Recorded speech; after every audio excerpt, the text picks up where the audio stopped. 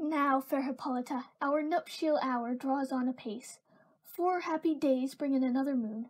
But oh, methinks how slow this old moon wanes! She lingers my desires, like to a stepdame or a dowager, long withering out a young man's revenue. 4 days will quickly steep themselves in night, 4 nights will quickly dream away the time.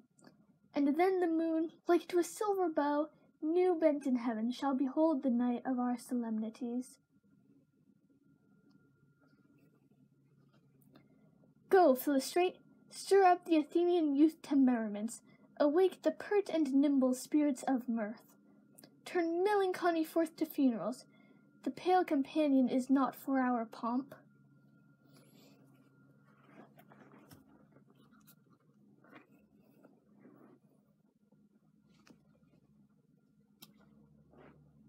Hippolyta, I wooed thee with my sword, and I won thy love doing thee injuries.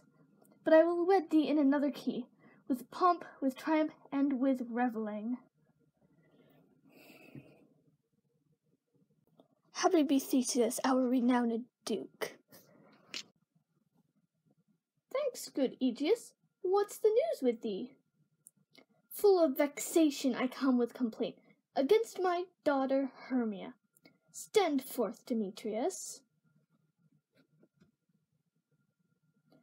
My noble lord, this man hath my consent to marry her. Stand forth, Lysander.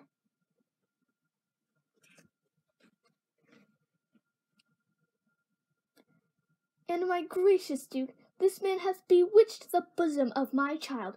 Thou, Lysander, thou hast given her rhymes, and interchanged love tokens with my child. Thou hast by moonlight at her window sung, with feigning verses of feigning love, and stolen the impression of her fantasy, with bracelets of thy hair, rings, gauds, conceits, knacks, trifles, nosegays, sweetmeats, messengers of strong prevailment in unhardened youth. With cunning hast thou filched my daughter's heart, turned her obedience, which is due to me, to stubborn harshness. And, my gracious Duke, be it so, will not here before your grace consent to marry with Demetrius. I beg the ancient privilege of Athens, as she is mine, I may dispose of her, which shall either be to this gentleman, or to her death, according to our law immediately provided in that case.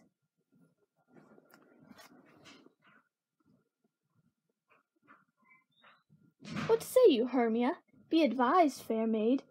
To you your father should be as a god, one that composed your beauties, yea, and one to whom you are but as a form in wax, by him imprinted and within his power to leave the figure or disfigure it.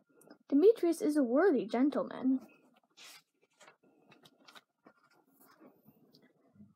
So is Lysander.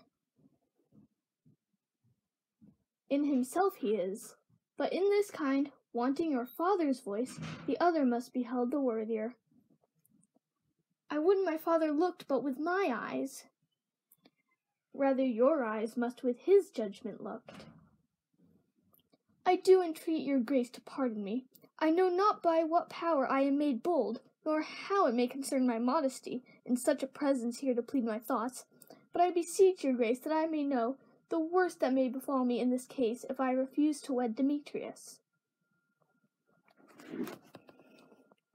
Either to die the death or to abjure for ever the society of men.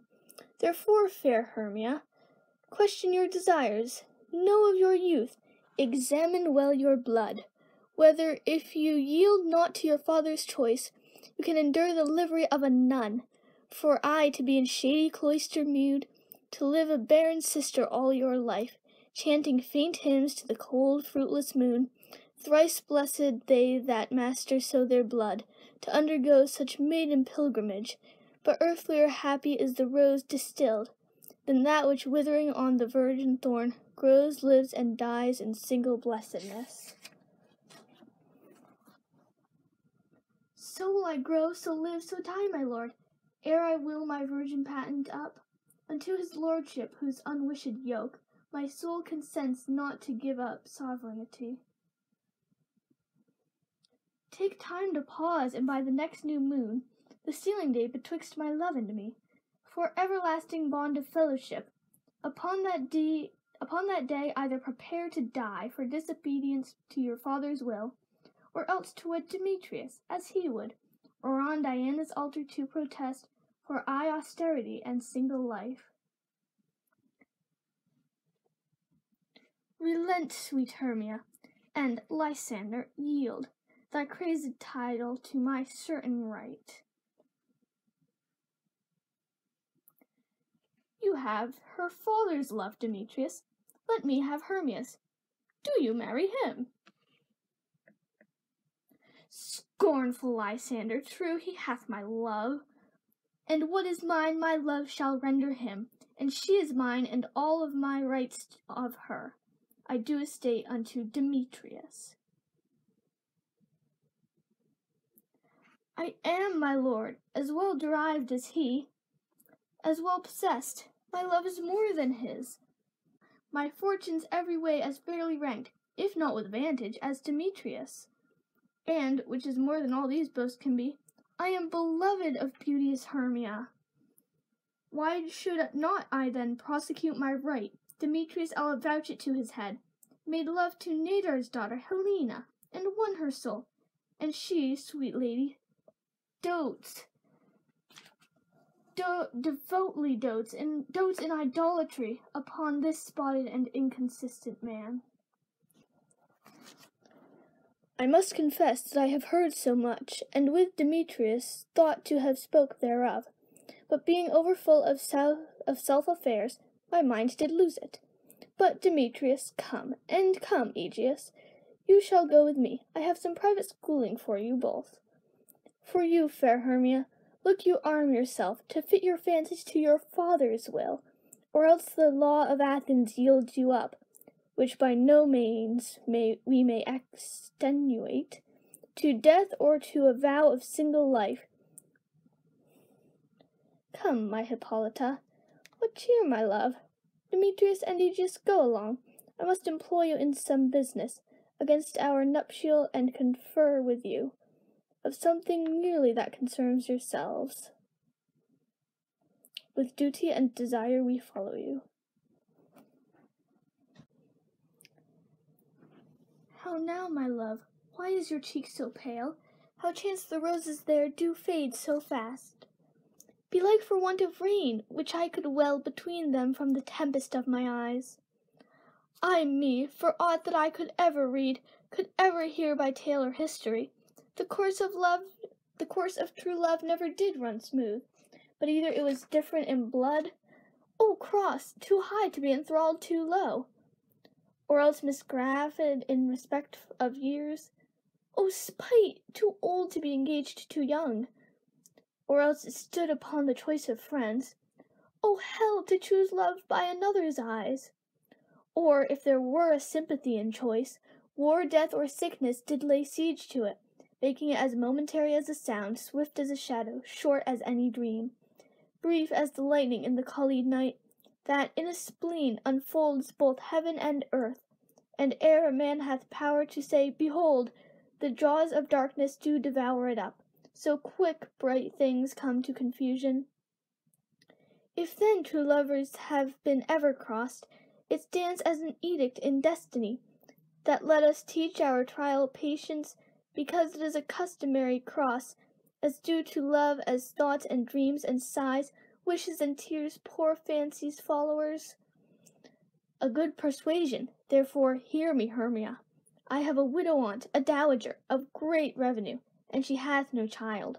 From Athens is her house remote 7 leagues, and she respects me as her only son.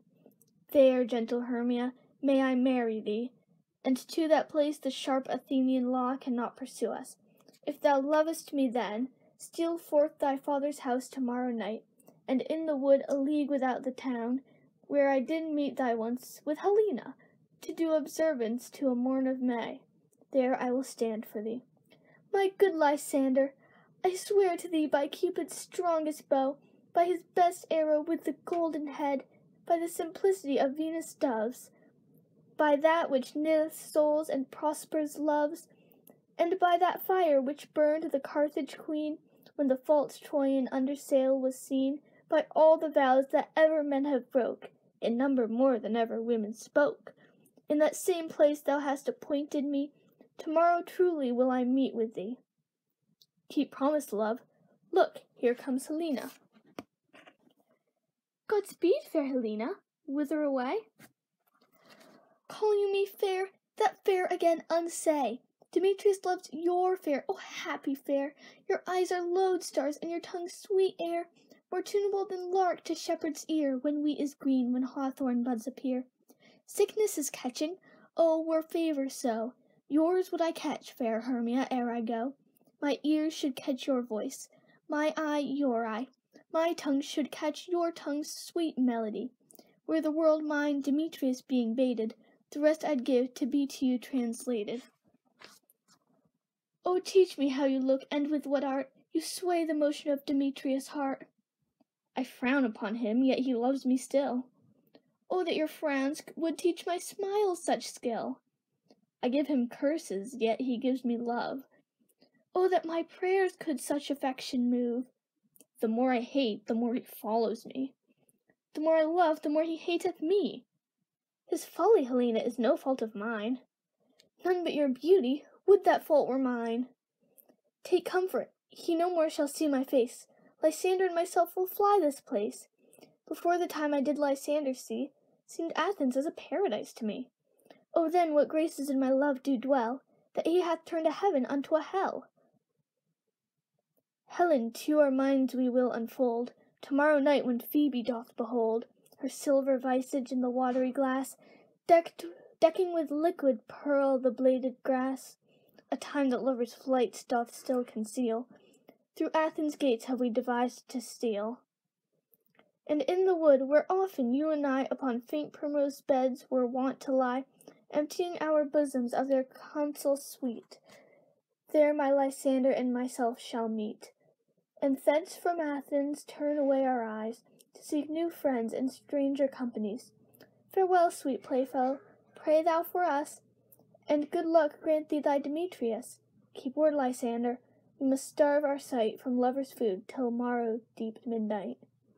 I will, my Hermia.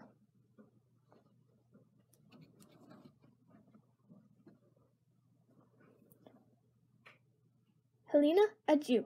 Adieu on him, Demetrius dote on you.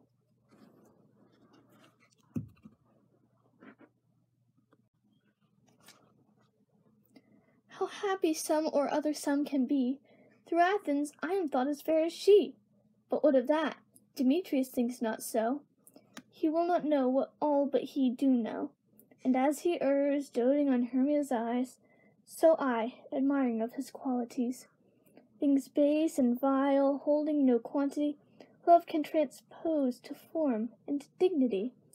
Love looks not with the eyes, but with the mind, and therefore is winged Cupid painted blind. Nor hath love's mind of any judgment taste, wings and no eyes figure unheedy haste.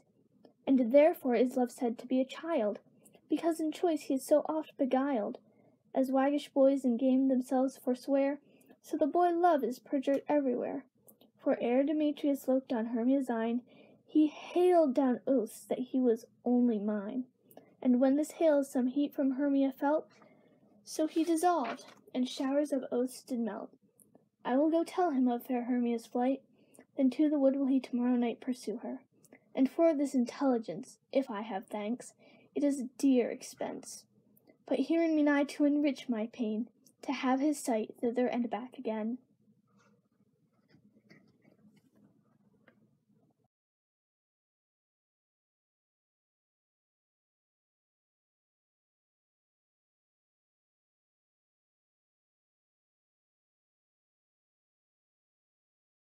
Seemed Athens as a paradise to me. Oh, then what graces in my love do dwell, that he hath turned a heaven unto a hell. Ooh.